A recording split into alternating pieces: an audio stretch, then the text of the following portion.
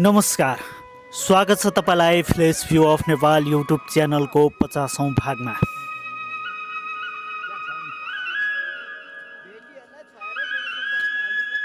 आजको भिडियोमा हामी पुग्नेछौँ नेपालको पूर्वी हिमाली जिल्ला ताप्लेजुङमा अवस्थित पवित्र तीर्थस्थल पाथिभरा देवीको मन्दिरमा। समुद्री सतहबाट करिब 3794 मिटरको उचाइमा रहेको यो मन्दिर हिन्दू धर्मावलम्बीहरूको अत्यन्त पवित्र शक्तिपीठ मानिन्छ। यहाँ वर्षेनी हजारौं भक्तजनहरूको मनोकामना पुरा होस् भन्ने विश्वासका साथ दर्शन गर्न आउने गर्छन्।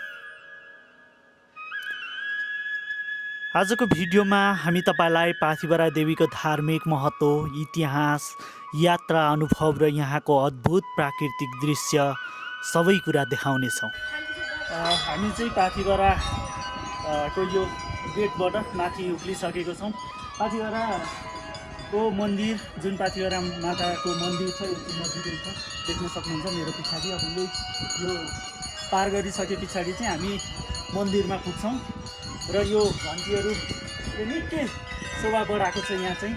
र यो दृश्य पाथिभरा क्षेत्र आइपुग्दा हामी निकै मनोरम छ, घाम लागिराखेको छ। पाथिभरा देवीलाई शक्तिकी देवीको रूपमा पूजा गरिन्छ।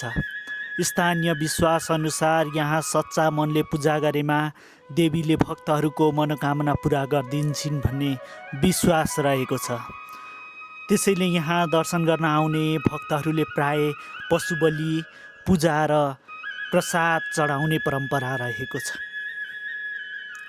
नेपालका विभिन्न जिल्लाबाट मात्र होइन, छिमेकी देश इन्डिया र भुटानबाट पनि हजारौं भक्तजनहरू यहाँ आउने गर्छन्। विशेष गरी दसैँ र तिहारको समयमा यहाँ भक्तहरूको घुइँचो लाग्ने गर्दछ। पाथिभरा देवीसँग जोडिएको एउटा रोचक किम्वदन्ती कथा पनि छ। भनिन्छ धेरै वर्ष पहिले यहाँका गोठालाहरूको पशुहरू हराउन थालेपछि उनीहरूले देवीसँग प्रार्थना गरेका थिए। त्यसपछि उनीहरूलाई सपनामा देवी देखिएर यहाँ देवीको स्थान रहेको जानकारी दिनुभयो। पछि त्यही स्थानमा पूजा आराधना गर्न थालियो र बिस्तारै यो स्थान एक प्रसिद्ध तीर्थस्थल बन्न पुग्यो। आज पाथिभरा देवी नेपालकै प्रमुख धार्मिक स्थलहरूमध्ये एक मानिन्छ। पाथिभरा देवी मन्दिर केवल धार्मिक स्थल मात्र होइन, यो स्थान प्राकृतिक सौन्दर्यले पनि भरिपूर्ण क्षेत्र हो। मन्दिरबाट संसारकै तेस्रो अल्गो हिमाल माउन्ट कञ्चनजङ्घा सहित अन्य धेरै हिमशृङ्खलाहरूको अद्भुत दृश्य देख्न सकिन्छ। सफा मौसम भएको दिन यहाँबाट देखिने हिमालको दृश्य साँच्चीकै अविस्मरणीय हुन्छ। चारैतिर हरियाली जङ्गल, हिमाली हावा र शान्त वातावरणले यहाँ आउने जो कोहीलाई पनि आनन्दित बनाउँछ। त्यसैले पाथिभरा धार्मिक स्थल मात्र नभई प्राकृतिक पर्यटकको उत्कृष्ट गन्तव्य पनि हो।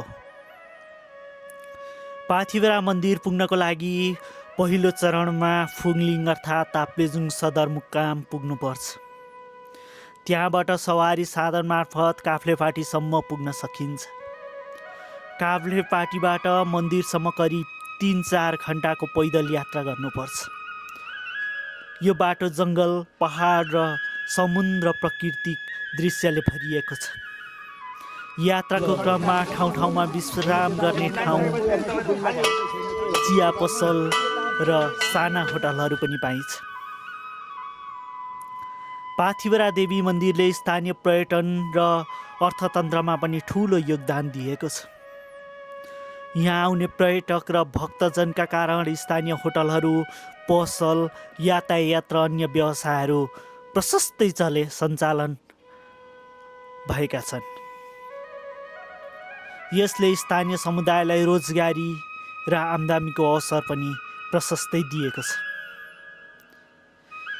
यदि तपाईँ प्रकृतिको काखमा बसेको पवित्र धार्मिक स्थलको अनुभव गर्न चाहनुहुन्छ भने पाथिभरा देवी मन्दिर अवश्य घुम्नै पर्ने स्थान हो तपाईँका लागि।